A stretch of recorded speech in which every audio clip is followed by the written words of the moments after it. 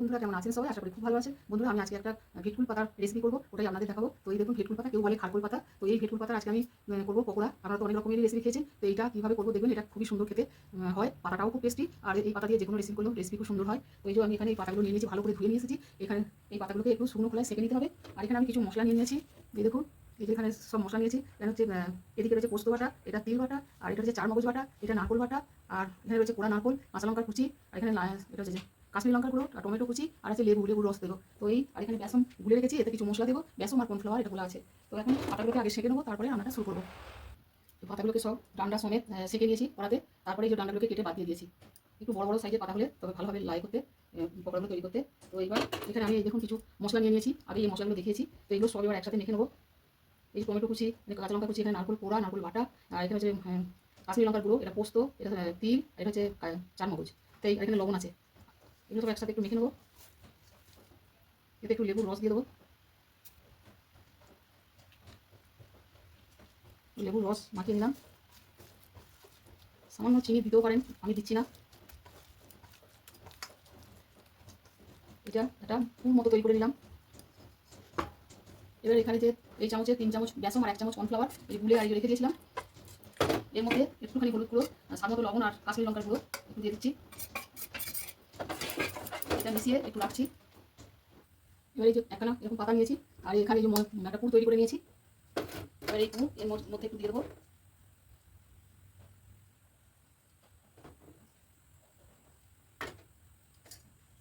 এইবার পাতাগুলো এরকম করে মুড়ে দিচ্ছি।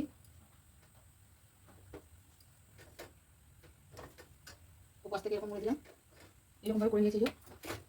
এরকম এইভাবে পাতাটাকে মুড়ে নিয়েছি পুরটার ভেতরে দিয়ে। আর এখানে যে গোলাটা তৈরি করে নিয়েছি 3 চামচ বেসন আর 1 চামচ কর্নফ্লাওয়ার একদম ভর্তি ভর্তি। এবার এর মধ্যে এটাকে ডুবিয়ে নেবো।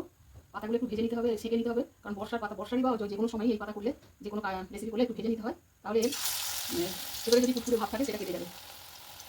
তো একটা তেল সাদা তেল বসিয়ে রেখেছিলাম, গরম হয়ে গেছে, একটা ছেড়ে দিয়েছি। এখানে আরেকটা তৈরি করবো।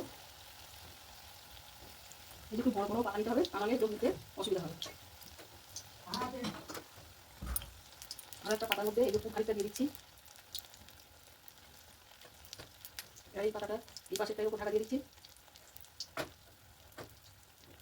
এবার এটা চালিয়ে দিলাম। এবার এই পাতাটা ঢাকা দিলাম, তারপরে এদিকে ঢাকা দিচ্ছি। ওপাশ থেকে টকটা এদিকে মুড়ে নিচ্ছি এরকম করে। এবার এর মধ্যে পাতাটাকে ডুবিয়ে দেবো। এটা হয়ে গেছে, উঠিয়ে দিয়েছি।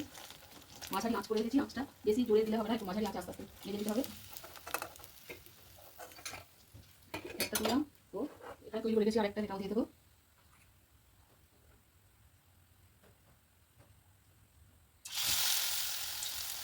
আরেক মশলা কমাতে হবে। এইরকম এই পাতা দিয়ে এরকম সবগুলোকে ভাজ করে নেবো। এইগুলো আরও একটা পাতা, আরও একটা দেখাচ্ছি। দারুণ খেতে লাগে এগুলো বন্ধুরা, ভাতের সঙ্গে বা শুধু মুখে দারুণ লাগে এগুলো। এই পাশের পাতাটা এরকম চাপা দিয়ে দিচ্ছি, আবার এই পাশেরটাও ওর উপরে চাপা দিচ্ছি। এবার ডগটাকে মুড়ে দিয়ে এইটা এবার বেসনের মধ্যে ডুবিয়ে নেবো। এই যে একটু এরকমভাবে সেভ করে নেবো পাতাগুলোকে, ঠিক এরকম করে দিয়ে লম্বা করে নিলাম, সেভ করে এবার ওটা ডুবিয়ে নিয়ে আর তেলের মধ্যে দেবো। এই পকোড়া দারুণ লাগে বন্ধুরা খেতে। এইভাবে সবগুলো ভেজে নিয়ে দেখাচ্ছি। এই যে একখানা ভেজে নিয়েছি, আর এখানে আরেকখানা হচ্ছে। তো এইভাবে বাকি সব কটাকে করে নেবো। বন্ধুরা এগুলো ছোটো ছোটো পাতা আছে, ওই জন্য দুখানা করে পাতা একসঙ্গে দিয়ে দিয়েছি। দুটো পাতা পরপর কেটে তারপরে মশলাটা দিয়েছি, পুরটা। এর মধ্যে বন্ধুরা মাখাটা পুর তৈরি করতে ওর মধ্যে একটু সর্ষের তেল দিয়েছি, ওটা বলা হয়নি, ওতে একটু সর্ষের তেল দিয়ে ওটা মেখেছি। এরকমভাবে এর মধ্যে ভালো করে উল্টে পাল্টে বেসনের গোলায় বেসন আর কর্নফ্লাওয়ার এভাবে এগুলো দুটো করে পাতা দিয়ে ছোটো ছোটো আছে। দুটো পাতা পাতা দিলেও অসুবিধা নেই, খেতে ভালোই লাগবে। এগুলো এভাবে